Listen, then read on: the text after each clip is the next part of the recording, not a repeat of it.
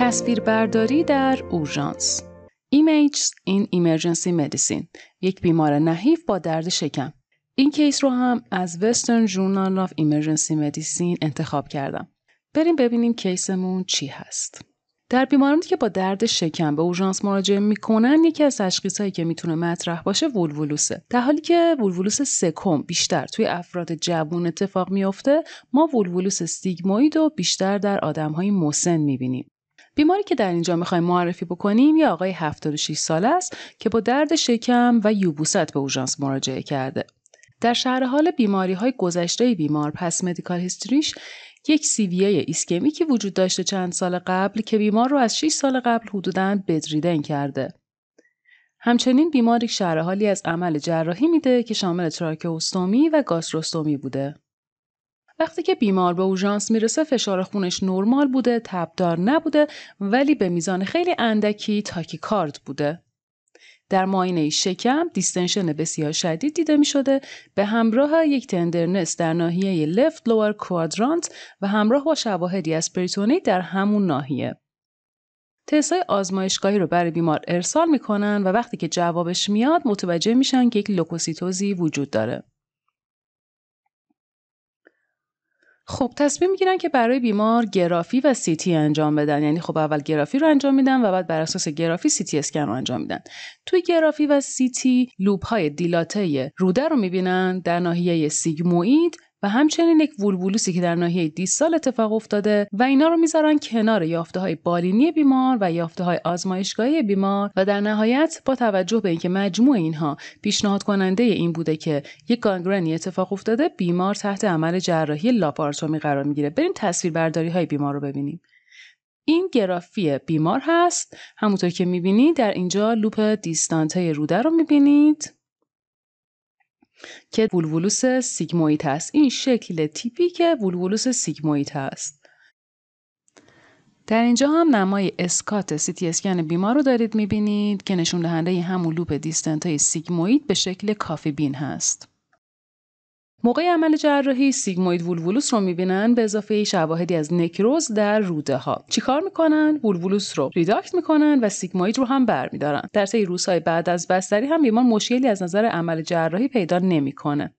بریم یه بحثی در مورد وولوولوس بکنیم. وولوولوس در بیمارانی که با درد شکم مراجعه میکنند یک یافته شایعه. همونطور که قبلا هم گفتیم وولوولوس سکم رو ما بیشتر در افراد جوان میبینیم، ولی وولوولوس سیگموید رو بیشتر در افراد مسن میبینیم. ریسک فاکتورهای ایجاد سیگموید وولوولوس چیاست؟ بدریدن بودن مثل همین بیمار ما، بیماری‌های نورسایکیاتریک، یوبوست‌های مزمن، اینا ریسک فاکتورهای مهمی هستن که همراه با وولوولوس سیگموید هستن که بیمار ما دوتاشو داشت، بدریدن بودن و یوبوست. یافته خیلی تیپیک رادیوگرافی و CT اسکن این بیماران این هست که ما لوب‌های سیگموید رو به صورت دیستنته می‌بینیم و یک شکلی شبیه به یو برعکس پیدا می‌کنن که بهش میگن علامت کافی بین.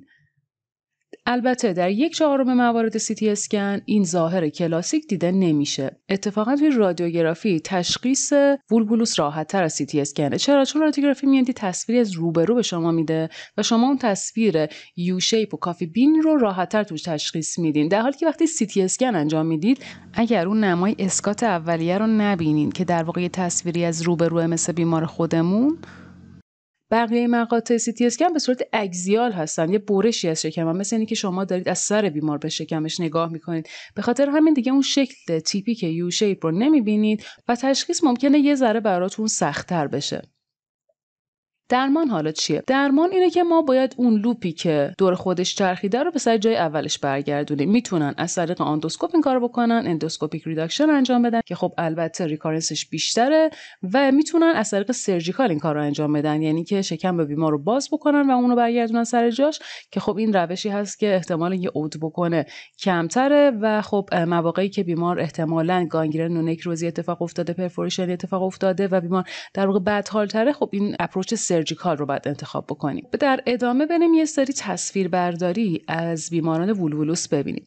این نمایی که دارید در اینجا میبینید همون نمای کافی بینی هست که ازش صحبت کردیم. یه بیماری هست با وولوولوس. میبینید که اینجا یک شکل یو شیپ رو دارید میبینید که به صورت برعکسه. گفتیم که به صورت کافی بین دیده میشه. اون چیزی که بیشتر به صورت کافی بین دیده میشه در سیگموید وولوولوس هست و نمایی که در سکال وولوولوس میبینیم بیشتر نمای کیدنی هست. کیدنی بین بهش میگن. به این صورت کیدنی بین شبیه به کلیه یا شبیه به حالا لوبیا به نظر میرسه و معمولا هم یک ناچی اینجا وجود داره که این ناچ در واقع همون دریچه ایلوسکاله. اینجا شما در این سکومی رو میبینید که دیستنت شده و چرخیده به سمت مقابل، یعنی از جای خودش که در واقع در این ناحیه در سمت راست شکمه دیستنت شده و چرخیده به سمت چپ شکم. اینجا دوباره نمای کافی بین رو داریم نشون میدیم. این دونه قهوه است که داریم میگیم که شبیه به حالا همین وولوولوسه. این وولوولوسی که اینجا اتفاق افتاده نمای استوک سی تی اسکن بیماره و اینجا هم سی تی اسکن نمای کرونال بیماره که این لوپ دیلاتر رو میبینید که نشون دهنده سیگموید وولوولوسه. خب گفتیم یه بار دیگه دوره کنیم که نمای کافی بین رو ما در سیگموید وولوولوس میبینیم که یکی یوی برعکسه و هر دو انتهای اون معمولا در ناحیه لگن هستن. اینجا دوباره کافی بین ساین رو داریم میبینیم شبیه به دونه قهوه است. هر دو انتهاش هم در ناحیه حفره لگنن.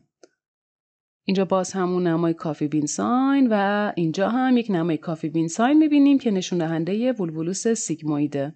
این هم نمای کیدنی بین ساین که ازش صحبت کردیم. یه بار دیگه بگیم این نمای سی تی اسکن یک بیماری هست با کنتراست خوراکی و وریدی که میبینید اینجا سکوم دیستنت شده، اینجا دریچه ایلوسکاله و چرخیده به سمت مقابل شکم.